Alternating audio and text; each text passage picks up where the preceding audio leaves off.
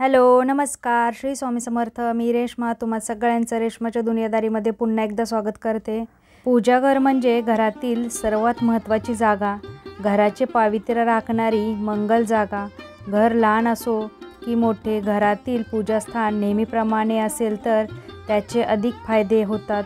घरात जागा कमी असल्यास देवघर कुठे असावे, देवघरासाठी योग्य दिशा कोणती, जाणून घेऊया देवघराशी संबंधित काही खास आणि वैशिष्ट्यपूर्ण गोष्टी.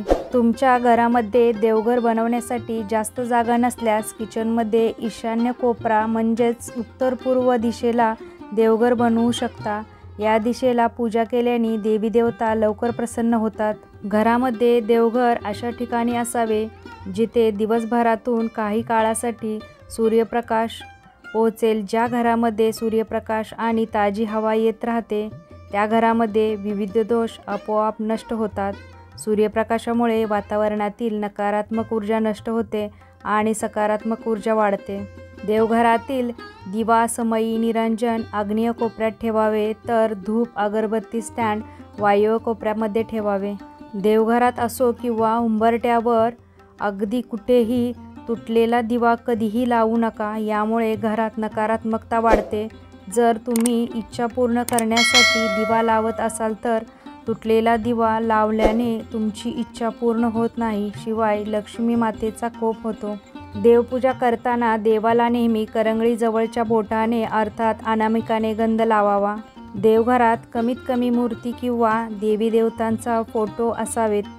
गणपती, कुलदेवीचा टाक मूर्ती अथवा फोटो, इष्टदेवतेचा फोटो किंवा मूर्ती, लंगडा बाळकृष्ण, पांडुरंग, शिवलिंग काळ्या दगडामध्ये किंवा पंचधातूचे असावे आणि अन्नपूर्णा देवी हे देव असावेत. देवघरात देवी देवतांच्या मूर्ती आणि फोटोचे तोंड नेहमी पश्चिम दिशेला असावेत, म्हणजे पूजा करणाऱ्या यजमानाचे तोंड पूर्वेस होईल. अशा पद्धतीने पूजा मांडणी करावी. देवघरात शंख असल्यास त्याचे निमुळते टोक हे दक्षिण दिशेकडे करावे. शास्त्रानुसार देवघरात शिवलिंग ठेवू नये. जर शिवलिंग असेल तर ते अंगठ्याच्या आकारा एवढे असावे. देवघरात एकच शिवलिंग ठेवणे जास्त लाभदायी आहे. एकापेक्षा जास्त शिवलिंग देवघरात असणे शास्त्रात वर्ज्य सांगितले आहे. देवाऱ्यात देवांचा टाक असल्यास तो पंचधातूचा असावा. घरातील देवघरात नेहमी महादेवाची पिंड ठेवावी. फोटो घरात ठेवू नये. शिवाय महादेवाची पिंड ही दगडी किंवा पितळेची किंवा पंचधातूची असावी. घरातील देवघरामध्ये शनीची मूर्ती किंवा शनी यंत्राची पूजा करू नये. मारुतीचा फोटो कधीही देवघरात ठेवू नये. देवघरात गायत्री देवीची पूजा करणे वर्ज्य आहे. देवघरात यंत्र असल्यास ती कधीही उभी मांडू नये. नेहमी जमिनीशी समांतर मांडावीत. वास्तुशास्त्रानुसार देवघरात कधीही भंगलेल्या, तुटलेल्या किंवा तडा गेलेल्या देवांचे फोटो किंवा मूर्तीची पूजा करू नये किंवा स्थापना करू नये, कारण ते अशुभ मानले जाते. इतकंच नव्हे तर तडा गेलेल्या मूर्तीची पूजा केल्याने देवता नाराज होतात. देवपूजा करताना आपण वापरत असलेले आसन आणि जपमाळ कधीही दुसऱ्यांना वापरण्यासाठी देऊ नये. देवाच्या उपासनेसाठी बनवलेले पूजास्थान हे अत्यंत पवित्र स्थान आहे. वास्तूनुसार देवघर कधीच स्टोरूम, बेडरूम आणि बेसमेंटमध्ये नसावे. देवघर नेहमी खुल्या जागेत ईशान्य दिशेत असावे. देवघर हे नेहमी सागवानी लाकडाचे असावे. देवघर हे नेहमी स्वच्छ आणि प्रसन्न ठेवायचे आहे. देवघरात धूळ साचता कामा नये. आपल्या घरातील देवघरात उजव्या सोंडेचा गणपती कधीही ठेवू नये, कारण उजव्या सोंडेच्या गणपतीचे शास्त्र खूप कठीण असते आणि त्यांची पूजा ही खूप कठीण असते. ते जर आपल्याकडून व्यवस्थित पाळले गेले नाही तर आपल्याला दोष लागू शकतो. म्हणून आपल्याला देवघरात नेहमी डाव्या सोंडेचा गणपती ठेवावा. भरपूर लोकांना गैरसमज आहे की महादेवांची पिंड ही तुळशीमध्ये असावी, पण महादेवांची पिंड ही तुळशीमध्ये नसावी तर ती देवघरात असावी. कारण तुळशीमध्ये शाळीग्राम असतो. शाळीग्राम हा महाविष्णूंचे प्रतीक आहे. देवघरात महादेवांच्या पिंडीवर नाग नसावा. शिवाय महादेवांच्या पिंडीसोबत नंदीही नसावा. फक्त महादेवांची पिंड असावी. नंदी हा नेहमी मंदिराच्या बाहेर असतो. तो देवघरात नसावा।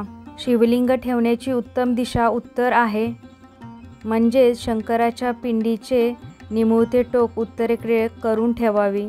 जर तुम्ही आर्थिक अस्थिरतेने त्रस्त असाल तर शिवलिंग उत्तराभिमुख ठेवणे फायदेशीर मानले जाते। उत्तर दिशा ही भगवान शंकराची आवडती दिशा मानली जाते। आपल्याला आपले कुलदेवी देवता माहीत असणे फार गरजेचे आहे। जर माहीत नसतील तर आपल्याला विविध संकटांना तोंड द्यावे लागते।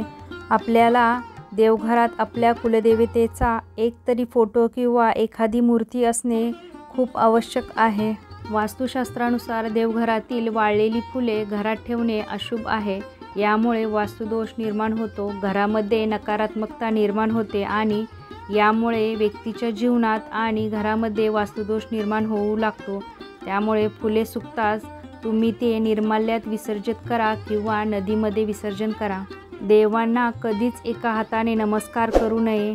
आपण देवघरात समई किंवा निरंजन लावतो, त्यामध्ये तेल आणि तूप एकत्रित घालू नये। तेलाचा दिवा वेगळा आणि तुपाचा दिवा वेगळा असावा। देवघरातील समईच्या ज्योतीवर निरांजन किंवा इतर कोणताही दिवा पेटवायचा नाही, म्हणजेच एका दिव्याने दुसरा दिवा पेटवायचा नाही। समईमध्ये कधीही 3 वाती लावायच्या नसतात, एकतर 2 वाती लावायच्या किंवा तुम्ही 1 वात लावली तरी चालते। देवपूजा करताना देवांना नेहमी करंगळीजवळच्या बोटाने अर्थात अनामिकाने गंध लावावा आणि आपल्या पितरांना म्हणजेच पूर्वजांच्या फोटोंना अंगठ्या शेजारच्या बोटाने गंध लावावा। तसेच स्वतःला अनामिका या बोटाने कपाळावर टिका लावल्याने मनाला शांती मिळते। नैवेद्याच्या ताटात किंवा पानात मीठ वाढू नये, त्याचप्रमाणे कांदा, लसूण, लिंबू हे देखील वाढू नये, कारण हे सर्व तामसिक पदार्थ आहेत। अशा प्रकारचे तामसिक पदार्थ देवांना चालत नाहीत। घरामध्ये ज्या ठिकाणी देवघर असेल तेथे चामड्यापासून तयार केलेल्या वस्तू, चप्पल, बूट घेऊन जाऊ नये। तसेच देवघरात पूर्वजांचा फोटो लावू नये। पूर्वजांचा फोटो लावण्यासाठी दक्षिण दिशा योग्य आहे। वास्तुशास्त्रानुसार जर देवघरात तुपाचा दिवा लावत असाल तर तो देवांच्या उजव्या बाजूला ठेवावा आणि तेलाचा दिवा लावत असाल तर तो देवांच्या डाव्या बाजूला असावा। देवघरातील मंगल कलश नेहमी ताटामध्ये किंवा तांदळाच्या राशीवर ठेवण्याचा सल्ला दिला जातो। वास्तुशास्त्रानुसार कलश जमिनीवर ठेवल्यास घरात वास्तुदोष होऊ शकतो। घरामध्ये दररोज सकाळी आणि संध्याकाळी पूजा करणे आवश्यक आहे।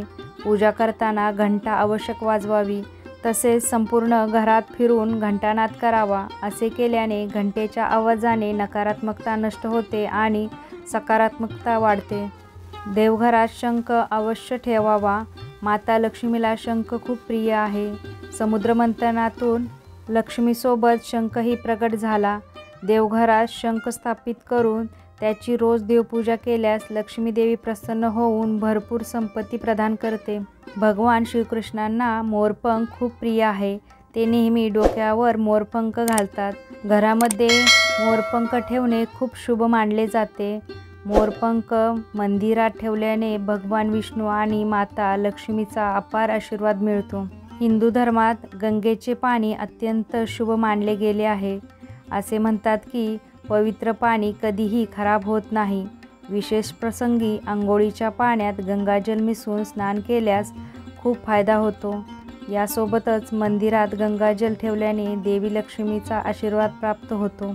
आपण देवघरात किंवा मंदिरात जी स्तोत्र किंवा मंत्र म्हणतो ती मोठ्या आवाजात म्हणायची, परंतु आपण जप करतो किंवा नामस्मरण करतो ते शांततेत केलेले कधीही चांगलेच। कोणी भेट म्हणून दिलेले देव किंवा देवांचे फोटो, सापडलेले देव तसेच बुडीत घराण्यातून आलेले देव आपल्याला देवघरात ठेवू नये, कारण आपण त्या देवांची जी काही सेवा किंवा पूजा करतो ती आपल्याला लागू पडत नाही।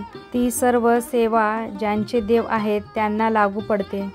अशा प्रकारे देवघरात पाळायचे महत्त्वाचे नियम आपल्या देवघराच्या बाबतीत पाळायचे आहेत।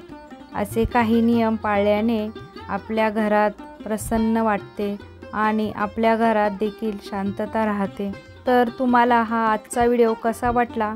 जर व्हिडिओ आवडला तर व्हिडिओला जास्तीत जास्त लाईक करा, शेअर करा, सबस्क्राईब करा। पुन्हा भेटूया आपण एका नवीन व्हिडिओमध्ये. तोपर्यंत सगळ्यांना श्री स्वामी समर्थ. जय जय स्वामी समर्थ.